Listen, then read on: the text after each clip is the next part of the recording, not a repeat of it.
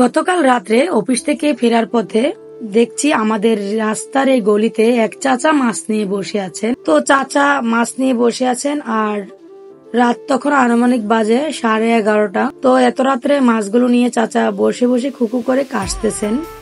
আর আমি ওই রাস্তায় আসতেছি আর আমাকে চাচা ডাক দিলেন যে মাগো, এখানে কিছু মাছ আছে, কিনে নিয়ে যাও। তো এখন পাশে একটি লোক দাঁড়ানো ছিল, আমি আর চাচাকে কিছু বলছি না। তো লোকটা চলে যাওয়ার পরে চাচাকে বলতেছি, চাচা মাছগুলোর দাম কত হবে? উনি আমাকে বলতেছে মাছগুলো 150 টাকা হলে আমি বিক্রি করব। তো আমি চাচাকে বললাম, চাচা আমার কাছে তো 150 টাকা নাই, 60 টাকা ছিল, আমি 10 টাকা গাড়ি ভাড়া দিয়ে বালুচড়া এসে নেমেছি, আর মাত্র 50 টাকা আছে। তো আপনি যদি 50 টাকা হয় মাছগুলো আমার কাছে বিক্রি করতে পারেন। তো এত রাত্রে মাছগুলো কিন্তু কেউ কিনতে চাইবে না। তো উনি আমাকে বললো মাছগুলো যদি আমি এত কমে বিক্রি করি আমার লস হয়ে যাবে।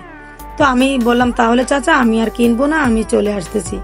তখন ওই পেছন থেকে চাচা আমাকে ডাক দিয়ে বলতেছে, তোমার মুখটা দেখে আমার মনে হয়েছে তুমি সত্যি কথা বলেছো, ঠিকই মনে হয় তোমার কাছে 50 টাকা আছে, সেই কারণে এটা বললো। তো সেটা বলে চাচা বলতেছে ধরো মাছগুলো নিয়ে যাও। তখন আমি চাচাকে বললাম, চাচা মাছগুলো যদি আপনার লস হয় তাহলে কিন্তু আমি কিনবো না, পরের সপ্তাহে এসে আমি আপনাকে টাকা দিয়ে যাব, কত টাকা দিতে হবে বলেন।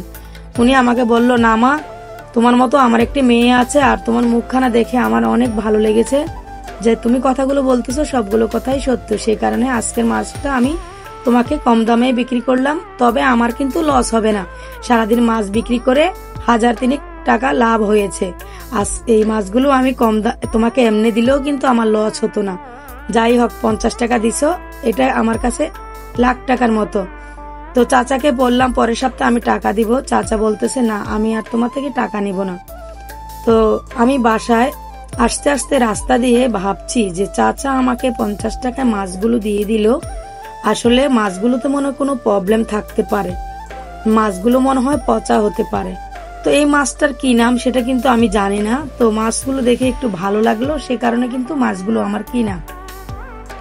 বাসায় এসে যখন আমি মাছগুলো কাটছিলাম দেখতেছি মাছগুলো কিন্তু অনেক শক্ত ছিল আর মাছগুলো কিন্তু নরম ছিল না।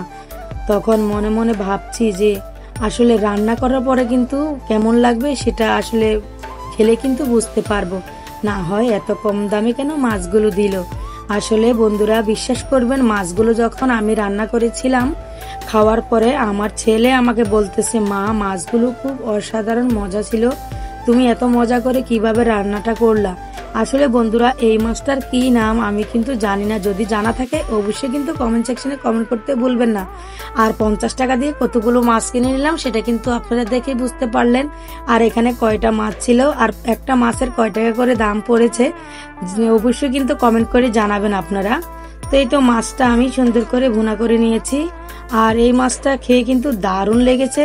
যদি পরের সপ্তাহ চাচার সাথে আমার দেখা হয় তাহলে আমি চাচার কাছ থেকে মাছ কিনবো। এখন থেকে আমি এটা মনস্তব করে নিয়েছি, কারণ মাছগুলো অনেক ভালো ছিল সে কারণে।